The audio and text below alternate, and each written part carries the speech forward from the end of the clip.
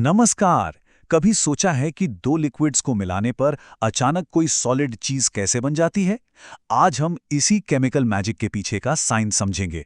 और हाँ, ये एक ऐसा टॉपिक है जो एग्जाम्स के लिए भी बहुत जरूरी है। तो चलिए इसे एकदम आसान बनाते हैं। जरा सोचिए, आपके पास दो बिल्कुल साफ पानी जैसे सॉल्यूशंस हैं। आपने उन्हें मिलाया और देखते ही देखते अरे, एक सॉलिड चीज बन गई। अब ये कोई जादू तो है नहीं, ये है प्योर केमिस्ट्री। तो चलिए इस राज से पर्दा उठाते हैं। तो यहां देखिए, हमारे पास दो टेस्ट ट्यूब हैं। एक में है सोडियम सल्फेट और दूसरे में बेरियम क्लोराइड। दोनों एकदम क्लियर लिक्विड हैं, लेकिन जैसे ही हम इन्हें मिलाते हैं कुछ अलग होता है। एक सफेद रंग का सॉलिड बनने लगता है। सवाल यह है कि भाई, ये सफेद चीज है क्या और ये आई कहां से? तो आ गए हम अपनी पड़ताल के पहले हिस्से में। हमारा मिशन नंबर 1, पता लगाना कि ये रहस्यमयी सफेद चीज आखिर है क्या। साइंटिफिक भाषा में इस सफेद चीज को कहते हैं अवक्षेप या इंग्लिश में प्रेसिपिटेट। इसको याद रखने का एक सिंपल तरीका है, जब दो लिक्विड मिलें और कोई चीज नीचे बैठ जाए या जम जाए जो घुल नहीं रही, बस वही है अवक्षेप। और कमाल की बात यह है कि हम इसका नाम भी जानते हैं।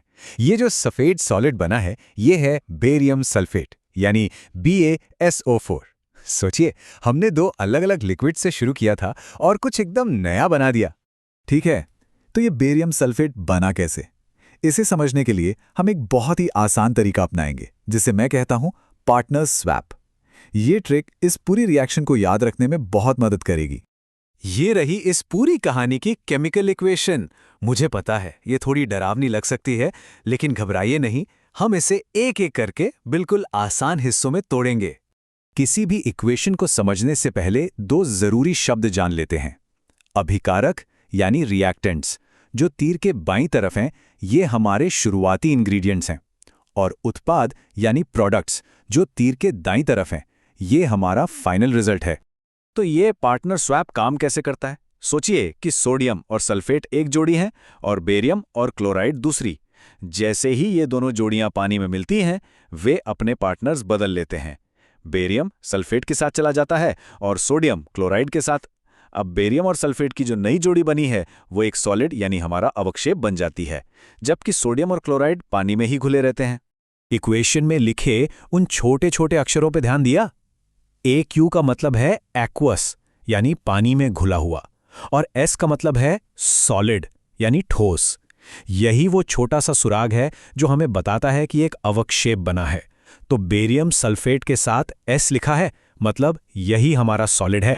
अब जब हम ये समझ गए हैं कि असल में हो क्या रहा है, ये पार्टनर स्वैप, तो चलिए इसका ऑफिशियल साइंटिफिक नाम भी जान लेते हैं। हमारी टेक्स्ट बुक इसे बहुत अच्छे से समझाती है। ये वो रिएक्शंस हैं जहां रिएक्टेंट्स के बीच आयनों का एक्सचेंज होता है। आयनों का एक्सचेंज असल में हमारे पार्टनर स्वैप का ही फैंसी नाम है। आयन मतलब बस वही हिस्से जो अलग होकर नए पार्टनर बना लेते हैं। और ये रहा इसका ऑफिशियल नाम, द्विविस्थापन अभिक्रिया या डबल डिस्प्लेसमेंट रिएक्शन। द्वि का मतलब दो और विस्थापन का मतलब जगह बदलना। तो यहां दो बार जगह की अदला बदली हो रही है ना, हमारे पार्टनर स्वैप जैसा ही। चलिए, अब समय आ गया है ये देखने का कि हमने कितना सीखा। ये सेक्शन एग्जाम की तैयारी के लिए परफेक्ट है। तो देखते हैं कुछ प्रैक्टिस सवाल जो सीधे हमारी किताब से हैं। यहाँ एक दूसरे एक्सपेरिमेंट से जुड़े 3 सवाल हैं, जिसमें लेड नाइट्रेट और पोटेशियम आयोडाइड को मिलाया गया। अब तक हमने जो भी सीखा है, उसे इस्तेमाल करके इन सवालों के जवाब देने की कोशिश कीजिए। वीडियो को पॉज करके सोचिए, अवक्षेप क्या होगा, इक्वेशन कैसे लिखेंगे, और सबसे जरूरी सवाल, क्या ये भी एक डबल डिस्प्लेसमेंट रिएक्शन है? तो आज का सबसे बड़ा टेक अवे क्या है?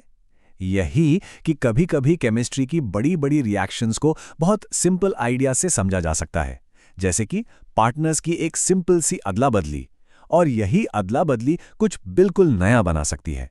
बस यही तो केमिस्ट्री का जादू है, ट्रांसफॉर्मेशन का साइंस।